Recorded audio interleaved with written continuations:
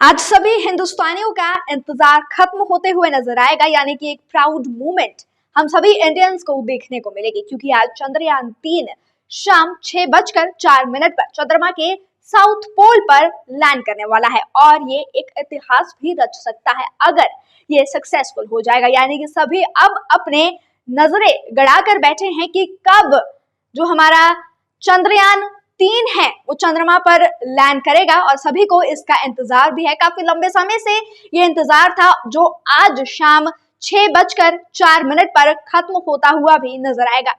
इसे जो है 14 जुलाई को 3:35 पर आंध्र प्रदेश के श्रीहरिकोटा से लॉन्च किया गया था। लैंडिंग होते ही ये 41 दिन में 3.84 लाख किलोमीटर का सफर तय कर नया इतिहास भी लिखेगा।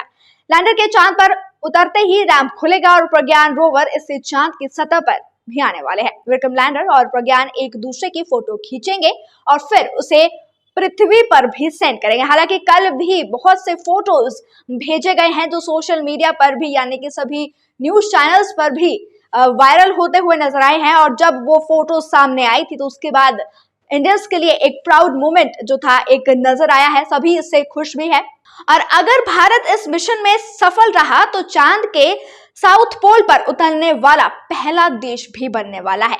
आपको बता दें कि इसरो चेयरमैन एस सोमनाथ ने 9 अगस्त को विक्रम की लैंडिंग को लेकर कहा था कि अगर सब कुछ फेल हो जाता है, यानी कि इन केस अगर ऐसी कोई स्थिति आ जाती है तो सभी सेंसर फेल हो जाते हैं, कुछ भी काम नहीं करता है, फिर भी विक्रम लैंडिंग करेगा।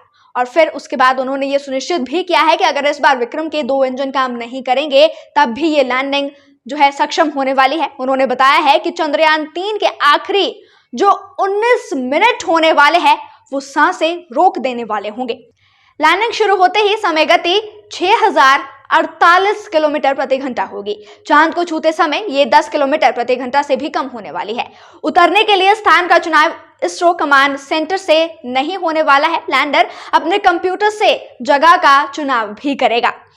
लैंडिंग का लाइव इवेंट भी देखने को मिलेगा जो कि 5:20 पर स्टार्ट होगा। इस इवेंट में प्रधानमंत्री नरेंद्र मोदी भी वर्चुअली जुड़ने वाले हैं और अभी भी वो जो है साउथ अफ्रीका में है, इसलिए वर्चुअली ही शामिल हो रहे हैं। वही मिशन की सफलता के लिए देश ही नहीं बल्कि विदेश में भी जो जगह जगह पर हवन करवाए जा रहे हैं ताकि ये जो एक लैंडिंग है चंद्रमा पर चंद्रयान 3 की वो सक्सेसफुली हो जाए और इसी का इंतजार अब हम सभी इंडियंस को होने वाला है।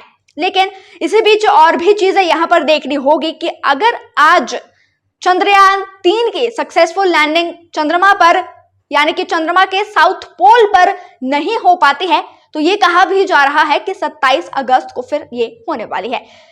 चंद्रमा पर उतरने से 2 घंटे पहले लैंडर मॉड्यूल की स्थिति और चंद्रमा पर स्थितियों के आधार पर यह तय करेंगे कि उस समय इसे उतारना उचित होगा या फिर नहीं। अगर कोई भी फैक्टर तय पैमाने पर नहीं रहा तो लैंडिंग 27 अगस्त को करवाई जाएगी। चंद्रयान का दूसरा और फाइनल डीबूस्टिंग ऑपरेशन रविवार रात 1:50 पर पूरा हुआ था। इसके बाद लैंडर की चंद्रमा से न्यूनतम दूरी 25 किलोमीटर और अधिकतम दूरी 134 किलोमीटर रह गई है। डीबूस्टिंग में स्पेसक्राफ्ट की स्पीड को धीमा भी किया जाता है। देखिए, इसमें चंद्रयान 3 के जो लैंडिंग होने वाली है उसके 4 फेज रहने वाले हैं। एक होगा रफ ब्रेकिंग फेज। इस वक्त जो है लैंडर लैंडिंग साइट से 750 किलोमीटर दूर होगा और स्पीड 1.6 किलोमीटर पर सेकेंड होने वाली है। इसके बाद जो उसका दूसरा फेज स्टार्ट होगा वो होगा ऑल्टीट्यूड होल फेज। इसमें विक्रम चांद की सतह की फोटो खींचेंगे और पहले से मौजूद फोटोज के साथ कंपेयर करेंगे। चंद्रयान 2 के टाइम ये फेज 38 सेकंड का था, अब इसे 10 सेकंड का कर दिया गया है। इसके बाद अगर मैं तीसरे फेज की यहाँ पर बात करूं तो फाइन ब्रेकिंग फेज आने वाला है। ये फेज 175 सेकंड तक चलेगा। इसमें स्पीड 0 पर आ जाएगी और लैंडर की जो है पोजीशन पूरी तरह से वर्टिकल भी हो जाएगी। फिर इसका जो लास्ट फेज होगा यानी कि जो चौथा फेज है वो टर्मिनल डिसेंट फेज होगा। अगले 131 सेकंड में लैंडर सतह से 150 मीटर ऊपर आ जाएगा। इसके बाद लैंडर पर जो लगा कैमरा है वो सतह की तस्वीरें भी खींचेगा। विक्रम पर लगा जो कैमरा होगा वो गो नो गो टेस्ट फिर रन भी करेगा। अगर सब सही रहता है तो विक्रम 73 सेकंड में चांद पर उतर जाएगा। अगर नो गो की कंडीशन होगी तो 150 मीटर आगे जाकर फिर रुकने भी वाला है। फिर से वो सतह चेक करेगा, सब कुछ अगर सही रहता है तो फिर वो लैंड भी कर जाएगा। अब सवाल ये है कि लैंडिंग के बाद क्या होगा।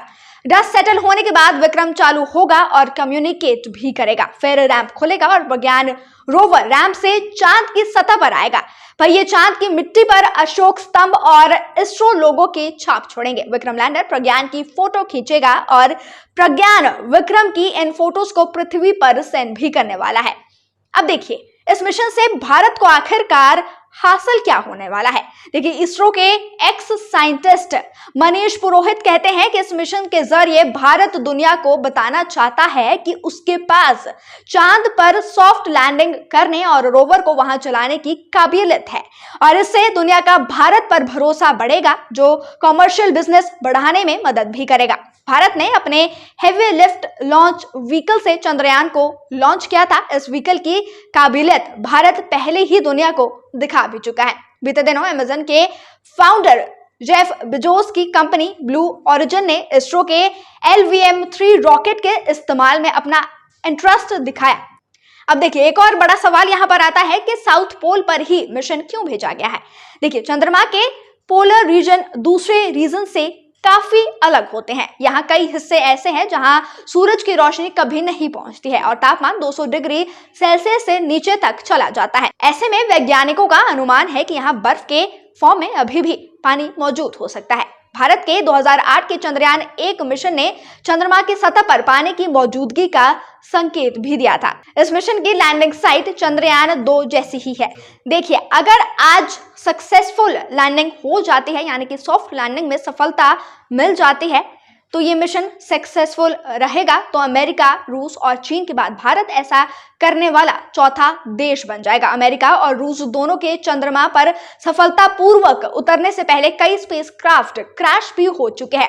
देखिए, बीते दिनों ये खबरें भी सामने आई थी कि रशिया से भेजा गया जो लूना था वो क्रैश हो चुका था। बीते दिनों ये खबरें भी सामने आई थी, जिसके बाद अब भारत के ऊपर एक जिम्मेवारी आ चुके हैं, यानी कि अगर आज ये सक्सेसफुल हो जाता है तो भारत एक ऐसा चौथा देश बनने वाला है जो सारे रिकॉर्ड्स को तोड़ता हुआ भी नजर आएगा। चीन ने 2013 में चांगई 3 मिशन के साथ अपने पहले प्रयास में सफल होने वाला जो है वो एकमात्र देश बन चुका था। तो आज 6:04 पर आप सभी को जुड़ना होगा, क्योंकि आज सक्सेसफुल लैंडिंग हमें देखने को मिल सकती है और ये पूरे भारत के लिए, यानी कि जितने भी हिंदुस्तानी हैं उनके लिए एक बहुत ही अच्छा और बहुत ही प्राउड मोमेंट ये रहने वाला है। तो आप भी शाम 6:04 पर इसे लाइव देख सकते हैं। प्रधानमंत्री भी इसमें जुड़ने वाले हैं और अलग अलग जगह पर जो है इसके लिए हवन यज्ञ पूजन जो है यहाँ पर करवाए भी जा रहे हैं। क्या कुछ बड़े अपडेट्स इसमें भी देखने को मिलेंगे। नेशन स्पीक्स आप तक पहुंचाने की कोशिश करता रहेगा, लेकिन तब तक के लिए आप बने रहिए नेशन स्पीक्स के साथ।